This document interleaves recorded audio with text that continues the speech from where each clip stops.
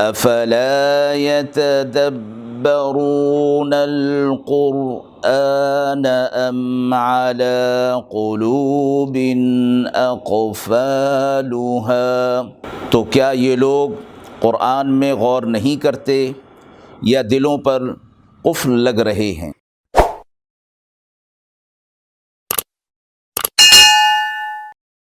بسم اللہ الرحمن الرحیم۔ السلام علیکم ورحمۃ اللہ۔ ناظرین کرام، درس قرآن کے اس سلسلے میں آج ہم سورۃ البقرہ کی آیت نمبر 233 سے ابتدا کر رہے ہیں۔ اعوذ باللہ من الشیطان الرجیم، بسم اللہ الرحمن الرحیم۔ والوالدات يرضعن أولادهن حولين كاملين لمن أراد أن يتم الرضاعة، وعلى المولود له رزقهن وكسوتهن بالمعروف، لا تكلف نفس إلا وسعها، لا تضار والدة بولدها ولا مولود له بولده، وعلى الوارث مثل ذلك، فإن أرادا فصالا عن تراض منهما وتشاور فلا جناح عليهما، وَإِنْ أَرَدْتُمْ أَن تَسْتَرْضِعُوا أَوْلَادَكُمْ فَلَا جُنَاحَ عَلَيْكُمْ إِذَا سَلَّمْتُم مَّا آتَيْتُم بِالْمَعْرُوفِ، وَاتَّقُوا اللَّهَ وَاعْلَمُوا أَنَّ اللَّهَ بِمَا تَعْمَلُونَ بَصِيرٌ۔ اور بچے والی عورتیں دودھ پلائیں اپنے بچوں کو 2 برس پورے، جو کوئی چاہے کہ پوری کرے دودھ کی مدت، اور لڑکے والے یعنی باپ پر ہے کھانا اور کپڑا ان عورتوں کا دستور کے مطابق۔ تکلیف نہیں دی جاتی کسی کو مگر اس کی گنجائش کے مطابق، نہ نقصان دیا جائے ماں کو اس کے بچے کی وجہ سے اور نہ اس کو جس کا وہ بچہ ہے یعنی باپ کو، اور وارثوں پر بھی یہی لازم ہے۔ پھر اگر ماں باپ چاہیں کہ دودھ چھڑا لیں یعنی 2 برس کے اندر ہی اپنی رضا اور مشورے سے، تو ان پر کچھ گناہ نہیں، اور اگر تم چاہو کہ دودھ پلاؤ کسی دائیا سے اپنی اولاد کو تو بھی تم پر کچھ گناہ نہیں، جبکہ حوالے کر دو جو تم نے دینا ٹھہرایا تھا دستور کے مطابق، اور اللہ سے ڈرتے رہو اور جان رکھو کہ اللہ تمہارے تمام کاموں کو خوب دیکھتا ہے۔ اس آیت مبارکہ میں رضاعت کا حکم اور احکام بیان فرمائے گئے ہیں۔ اس سے پہلے کی آیت میں اور اس کے بعد کی آیات میں طلاق کے احکامات مذکور ہیں۔ درمیان میں یہ رضاعت یعنی دودھ پلانے کے احکامات اس مناسبت کے ساتھ دیے گئے ہیں کہ عموماً طلاق کے معاملات میں بچوں کی پرورش اور دودھ پینے پلوانے کے معاملات میں جھگڑا اور تنازع پیدا ہو جاتا ہے، اس لیے اس آیت کو درمیان میں لا کر ایسے معتدل احکام بیان فرما دیے ہیں جو مرد اور عورت دونوں کے لیے آسان ہیں، خواہ دودھ پلانے یا چھڑانے کے معاملات قیام نکاح کی حالت میں پیش آئیں یا طلاق دینے کے بعد۔ بہرحال دونوں صورتوں میں ایسا نظام بتا دیا گیا ہے کہ جو جھگڑے اور فساد کا باعث نہیں ہوگا اور کسی فریق پر بھی اس سے ظلم کا راستہ نہیں کھلے گا۔ آیت میں فرمایا گیا والوالدات یرضعن اولادہن حولین کاملین، بچوں والی جو عورت ہے وہ اپنے بچے کو دودھ پلائے گی 2 سال تک پورے۔ اس سے رضاعت کے چند مسائل معلوم ہوتے ہیں۔ اول یہ کہ دودھ پلانا دیانتاً ماں کے ذمہ واجب ہے، بلا عذر کسی ضد یا انا کے طور پر ناراضگی کے طور پر دودھ اگر نہیں پلائے گی تو وہ گناہ گار ہوگی، اور دودھ پلانے پر وہ شوہر سے اجرت اور معاوضہ بھی طلب نہیں کر سکتی جب کہ وہ اس مرد کے نکاح میں ہو، کیونکہ یہ اس کا اپنا فرض ہے۔ دوسرا مسئلہ یہ ہے کہ رضاعت کی مدت 2 سال ہے۔ جب تک کوئی خاص عذر، وجہ، سبب مانع نہ ہو، یہ بچے کا حق ہے کہ یہ مدت اس کی پوری کی جائے۔ اس کے بعد دودھ نہ پلایا جائے۔ البتہ بعض آیات قرآنی اور احادیث کی بنا پر امام ابو حنیفہ کے نزدیک اگر 30 مہینے یعنی 2.5 سال تک کے عرصے میں بھی دودھ پلایا تو احکام رضاعت ثابت ہو جائیں گے، اور اگر بچے کی کمزوری وغیرہ کے عذر سے ایسا کیا گیا تو گناہ بھی نہیں ہوگا۔ 2.5 سال پورے ہونے کے بعد بچے کو ماں کا دودھ پلانا بالاتفاق حرام ہے۔ اگلے جملے میں فرمایا گیا وَعَلَى الْمَوْلُودِ لَهُ رِزْقُهُنَّ وَكِسْوَتُهُنَّ بِالْمَعْرُوفِ، یعنی باپ کے ذمہ ہے ماں کا کھانا اور کپڑا دستور کے مطابق، یعنی اگر وہ عورت اس کے نکاح میں نہیں اور بچے کو دودھ پلانا ہے تو یہ اس کا نفقہ جو ہے وہ اس کے باپ پر ہوگا، بچے کے باپ پر ہوگا۔ اور آگے یہ فرمایا گیا کہ یہ حکم جو دیا گیا ہے لا تکلف نفس الا وسعها، کسی شخص پر بھی اس کی گنجائش سے زیادہ بار نہیں ڈالا جاتا۔ یہ شریعت کا، قرآن کا عمومی ایک مسئلہ ہے اور یہ عام حالات کے لیے بھی فرمایا گیا کہ دین کا کوئی حکم بھی کسی پر بار اور مشقت کا باعث نہیں ہے۔ ایک اور مقام پر فرمایا وَمَا جَعَلَ عَلَيْكُمْ فِي الدِّينِ مِنْ حَرَج، دین میں کوئی ایسی چیز نہیں جو تم پر حرج یا زیادتی کا باعث ہو۔ تو یہاں یہ فرمایا گیا چونکہ وہ بچہ اسی مرد کا ہے لہٰذا وہ عورت اس کو دودھ پلائے گی تو اس کا نفقہ اسی کے ذمے ہوگا۔ اب فرمایا گیا چونکہ نفقہ جو ہے وہ باپ کی طرف سے ادا کرنا ہوتا ہے لہٰذا وہ اپنی حیثیت کے مطابق ادا کرے گا۔ یہاں یہ فرمایا گیا کہ نفقہ باپ کے اوپر ڈالا گیا، حالانکہ اولاد ہونے کے اعتبار سے ماں اور باپ دونوں شریک ہیں، تو فرمایا گیا کہ ممکن تھا کہ باپ کو یہ حکم کچھ بھاری معلوم ہوتا، اس لیے بجائے یہ کہنے کے کہ وہ والد ہے مولود کا لفظ اختیار کیا گیا، یعنی وہ شخص کہ جس کا بچہ ہے۔ جب اس شخص کو یہ معلوم ہوگا کہ بچہ میرا ہے اور بچے کی نسبت اس کی طرف ہے تو پھر وہ اس کے لیے یہ حکم بھاری نہیں ہوگا، اس کو یہ ادا کرنا ہوگا۔ تیسرا مسئلہ اسے یہ بھی معلوم ہو گیا اس آیت سے کہ اگرچہ دودھ پلانا ماں کے ذمہ ہے لیکن ماں کا نفقہ اور ضروریات زندگی باپ کے ذمہ ہے، اور یہ اس وقت تک ہے بچے کی ماں اس کے نکاح میں یا عدت کے اندر موجود ہو،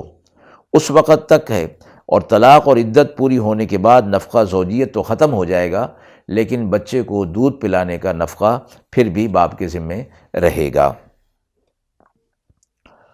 لا تضار والدۃ بولدها ولا مولود له بولدہ، فرمایا گیا کہ یہ بچے کی وجہ سے نہ ماں کو تکلیف میں ڈالا جائے اور نہ بچے کی وجہ سے باپ کو تکلیف میں ڈالا جائے۔ اب آپس کی ضد اور انا کی وجہ سے یہ بچے کی مصلحت ضائع نہیں ہونی چاہیے، دونوں کو، باپ کو اور ماں کو، اس بات کا خیال رکھنا چاہیے کہ بچے کی مصلحت بہرحال دونوں کے سامنے ہونی چاہیے۔ اب چونکہ فرمایا گیا کہ عدت کے اندر ہے وہ عورت تو ماں کو بھی نفقہ جو ہے وہ ملے گا اور بچے کے دودھ پلانے کا نفقہ بھی، تو یہاں فرمایا گیا کہ مرد کی حیثیت کو دیکھا جائے گا، اگر مرد مالدار ہے تو اسی اعتبار سے وہ نفقہ دے گا، اور اگر مفلس ہے تو اسی اعتبار سے نفقہ اس کے لیے اس پر مقرر ہوگا۔ یہاں فرمایا یہ نہ ہو کہ ماں جو ہے وہ بلا ضرورت باپ کے اوپر نفقے کا بوجھ ڈالے اور یہ سمجھے کہ بیٹا بچہ جو ہے وہ اس کا ہے لہٰذا وہ جہاں سے بھی کرے گا یہ نفقہ لائے گا اور اس کو ادا کرنا ہوگا، بلکہ اس کی حیثیت کو مد نظر رکھے۔ اگلی بات یہ فرمائی گئی کہ ماں اگر کسی سبب سے عذر کی وجہ سے دودھ نہ پلا سکے تو پھر کسی دائیہ سے انا سے بھی دودھ پلایا جا سکتا ہے، اور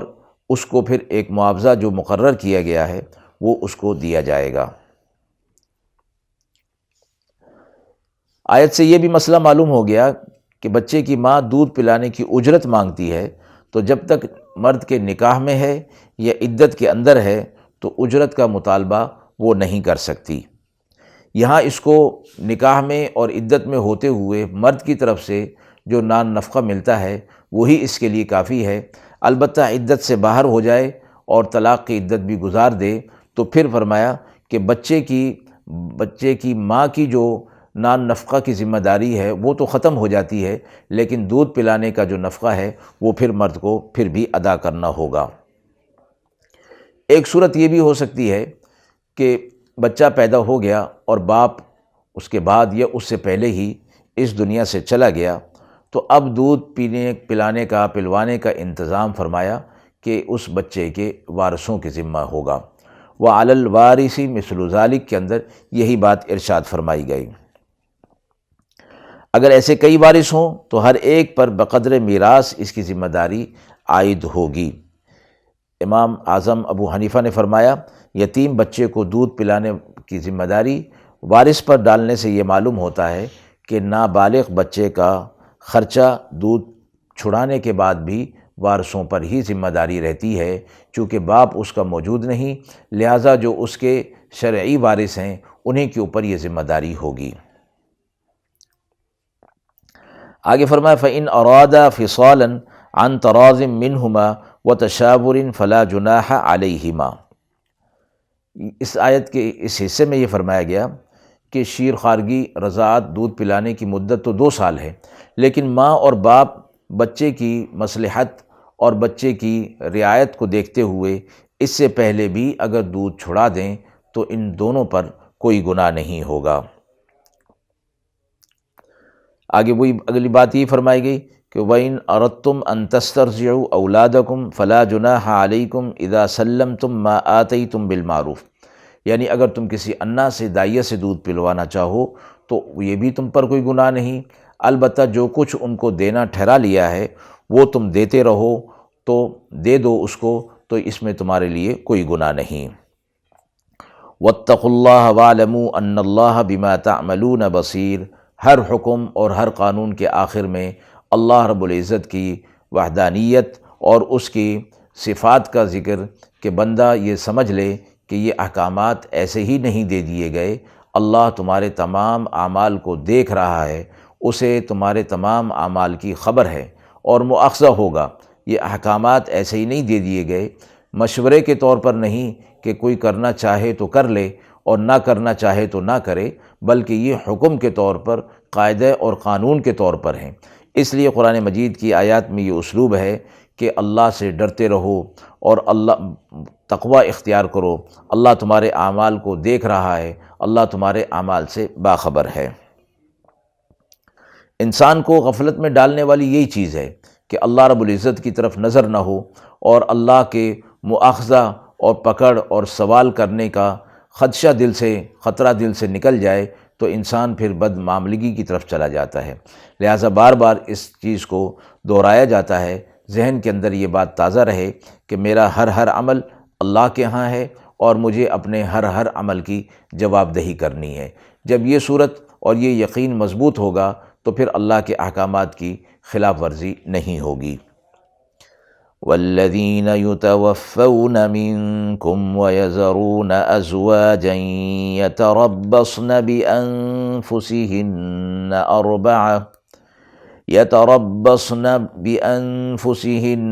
أَرْبَعَةَ أَشْهُرٍ وَعَشْرًا فَإِذَا بَلَغْنَ أَجَلَهُنَّ فَلَا جُنَاحَ عَلَيْكُمْ فِيمَا فَعَلْنَ فِي أَنفُسِهِنَّ بِالْمَعْرُوفِ وَاللَّهُ بِمَا تَعْمَلُونَ خَبِيرٌ۔ وَلَا جُنَاحَ عَلَيْكُمْ فِيمَا عَرَّضْتُمْ بِهِ مِنْ خِطْبَةِ النِّسَاءِ أَوْ أَكْنَنْتُمْ فِي أَنفُسِكُمْ علم اللہ انکم ستذکرونہن ولكن لا تواعدوهن سرا إلا أن تقولوا قولا معروفا ولا تعزموا عقدة النكاح حتى يبلغ الكتاب أجله واعلموا أن الله يعلم ما في أنفسكم فاحذروه وَاعْلَمُوا أَنَّ اللَّهَ غَفُورٌ حَلِيمٌ۔ اور جو لوگ مر جائیں تم میں سے اور چھوڑ جائیں اپنی عورتوں کو، تو چاہیے کہ وہ عورتیں انتظار میں رکھیں اپنے آپ کو 4 مہینے اور 10 دن۔ پھر جب پورا کر چکیں اپنی عدت کو تو تم پر کچھ گناہ نہیں اس بات میں کہ کریں وہ اپنے حق میں قاعدے کی بات دستور کے مطابق، اور اللہ کو تمہارے تمام کاموں کی خبر ہے۔ اور کوئی گناہ نہیں تم پر اس میں کہ اشارے میں کہو نکاح کا پیغام ان عورتوں کا، یا پوشیدہ رکھو اپنے دل میں۔ اللہ کو معلوم ہے کہ تم البتہ ان عورتوں کا ذکر کرو گے، لیکن ان سے نکاح کا وعدہ نہ رکھو چھپ کر، مگر یہی کہہ دو کوئی بات رواج شریعت کے مطابق، اور نہ ارادہ کرو نکاح کا یہاں تک کہ وہ پہنچ جائیں عدت مقررہ کو، اور جان رکھو اللہ کو معلوم ہے جو کچھ تمہارے دل کے اندر ہے، سو اسی سے ڈرتے رہو، اور جان رکھو کہ اللہ بخشنے والا اور تحمل کرنے والا ہے۔ ان آیات میں عدت کے احکامات بیان ہوئے ہیں۔ عدت وہ مدت کہ جس کا شوہر فوت ہو جائے اور اس کے بعد وہ عورت اپنے آپ کو نکاح نہیں کر سکتی، اس مدت کو عدت کہا جاتا ہے، اور یہ فرمایا کہ 4 مہینے 10 دن تک وہ اپنے آپ کو روکے رکھے گی۔ اس دوران میں اسے گھر سے باہر نکلنا، زیب و زینت کرنا اور نکاح کی واضح اور صریح گفتگو کرنا منع فرمایا گیا ہے۔ اسی طرح ایسے امور کہ اپنے گھر سے بھی بلا ضرورت باہر نہیں نکلے گی، اور اگر نکلے گی سخت مجبوری کی صورت میں تو محرم کے ساتھ نکلنا ہوگا۔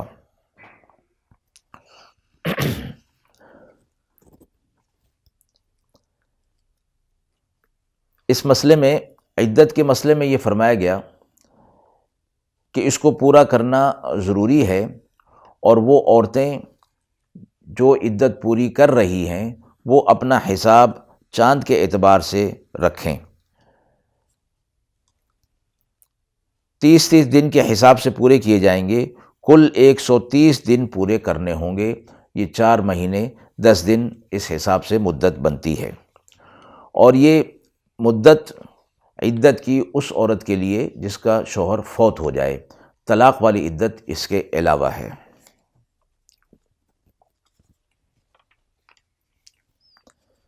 آیت میں یہ بھی فرما دیا گیا کہ یہ جو عورتیں عدت میں ہوں گی 4 مہینے 10 دن کی مدت کے اندر، تو ان کو نکاح کا پیغام واضح اور صریح انداز میں نہیں دیا جا سکتا۔ البتہ اس طرح کہا جا سکتا ہے کہ میرا ارادہ نکاح کرنے کا ہے، اور میں اس ڈھونڈ میں ہوں، تلاش میں ہوں کہ کسی مناسب عورت سے میں نکاح کر لوں۔ اس طرح کی بات تو کی جا سکتی ہے، لیکن واضح وعدہ نہیں کیا جا سکتا۔ اسی بات کو اس کے اندر فرمایا گیا ہے۔ جو کچھ تمہارے دل کے اندر ہے اللہ اس کو جانتا ہے، لہٰذا واضح فیصلہ نہ کرو، بلکہ پوشیدہ طور پر صریح نہ ہو، اشارتاً ہو۔ اللہ تمہارے احکامات کو، اعمال کو دیکھ رہا ہے، اور اللہ بخشنے والا ہے اور حلم والا ہے، برداشت کرنے والا ہے۔ یعنی تم گناہ کرتے ہو پھر بھی اللہ رب العزت تم پر عذاب نازل نہیں کرتا۔ غفور ہونے کی صفت کی وجہ سے اللہ تمہارے گناہوں کو معاف کرے گا اگر تم اس کی نافرمانی چھوڑ دو اور اس کے احکامات پر آ جاؤ۔ لا جناح عليكم إن طلقتم النساء ما لم تمسوهن أو تفرضوا لهن فريضة ومتعوهن على الموسع قدره وعلى المقتر قدره متاعا بالمعروف حقا على المحسنين وَإِن طَلَّقْتُمُوهُنَّ مِن قَبْلِ أَن تَمَسُّوهُنَّ وَقَدْ فَرَضْتُمْ لَهُنَّ فَرِيضَةً فَنِصْفُ مَا فَرَضْتُمْ إِلَّا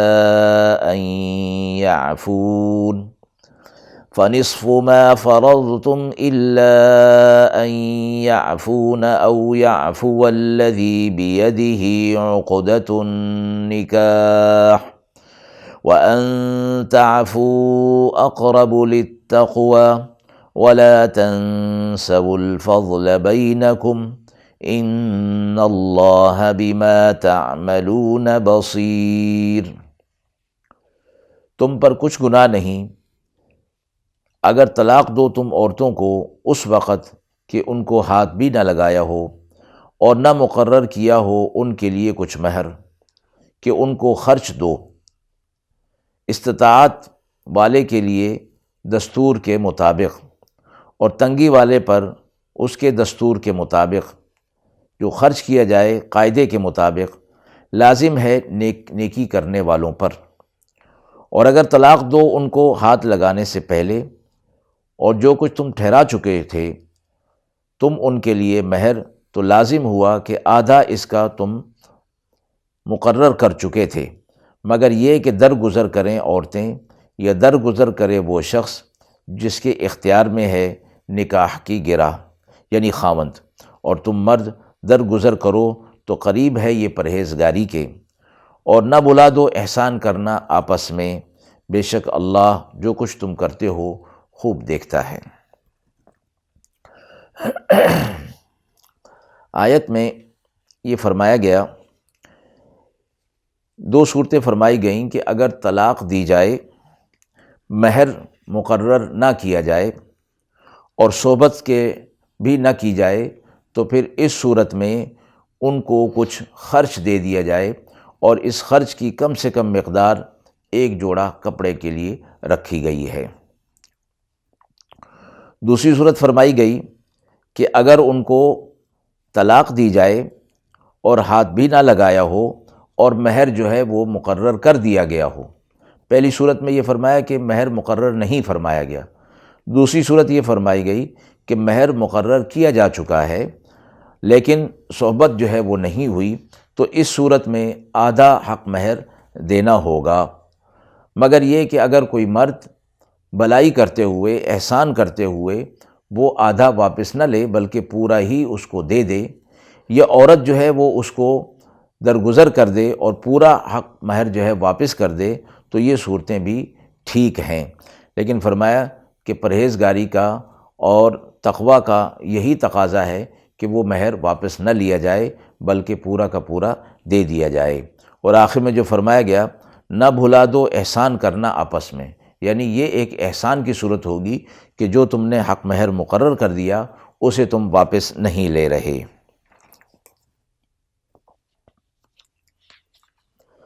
یہاں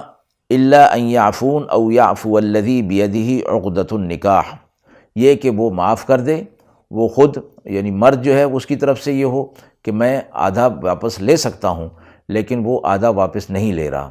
یا عورت کی طرف سے ہو کہ مجھے آدھا ملنا چاہیے لیکن میں وہ آدھا بھی نہیں رکھتی بلکہ میں اس کو بھی چھوڑتی ہوں، تو یہ دونوں صورتیں ٹھیک ہیں۔ اور آخر میں اللہ تمہارے اعمال کو خوب دیکھتا ہے، یہ بھی نظر میں رہے اور یہ یقین تازہ رہے کہ ہمارے اعمال سارے اللہ کے ہاں جمع ہو رہے ہیں۔ وآخر دعوانا ان الحمد للہ رب العالمین۔